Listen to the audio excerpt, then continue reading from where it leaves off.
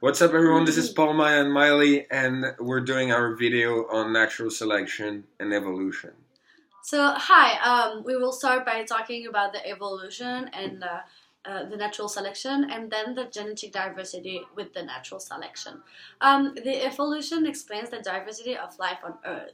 It is a concept that applies to a whole population rather than individuals, and it is determined by individual differences in the gene frequencies from a generation to another in a population. The primary driving force of evolution is the natural selection, which has been introduced by Wallace and Darwin. The natural selection is a process by which organisms that are all better suited in an environment will survive to reproduce, leaving more offspring than less adapted individuals. Let's say, for example, we have in a habitat red bugs and green bugs, birds that will, for some reason, prefer to feed on red bugs. This will lead to a decrease in the red bugs population and an increase in the green bugs population. The gene in this case is the skin color, and the of the bugs, and the allele will be so red allele for a red color skin and green allele for green green color skin.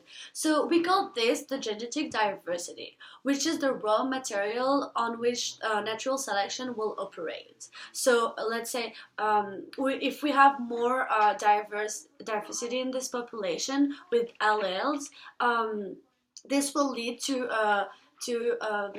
more suited individuals in an environment and others that are not very suited in that environment. So this is why the genetic diversity is very important for the natural selection. Alright, and I'll be talking about coevolution. And coevolution is a type of natural selection where two species provide selective pressure on each other. And selective pressure is when a predator preys on a certain variation of a species. And this determines which traits are most favorable for the future generations. We can see this with birds and beetles. So birds that prey on beetles through their eyesight are going to prey on the beetles that don't camouflage with the trees. And then this will allow the beetles that do camouflage to survive and reproduce and pass those traits on to future generations. And then the birds will also be evolving because they'll have to have a more keen eyesight to eat the beetles. There are cases when predators and prey do not co-evolve, and this is commonly found with endemic species, which are species that are just found in one area. And since they don't co-evolve, then when invasive species come onto that area, they can't survive. And we saw this in Guam with the brown tree snakes that drove out all of the native bird species and led them to extinction. So, in terms of biological evolution, it's basically the process where species have developed and diversified from earlier species over time. It comes sometimes from a really long time. If we take the example of whales, they've been here since 40 million years, and humans have been here since 200,000 years. And you can still see on a whale skeleton fingers that were actually useless for them, but with time, it transmitted to new species closer to human that actually use their fingers in different environments. It's also all harder for some species to evolve or develop because of the evolution pace.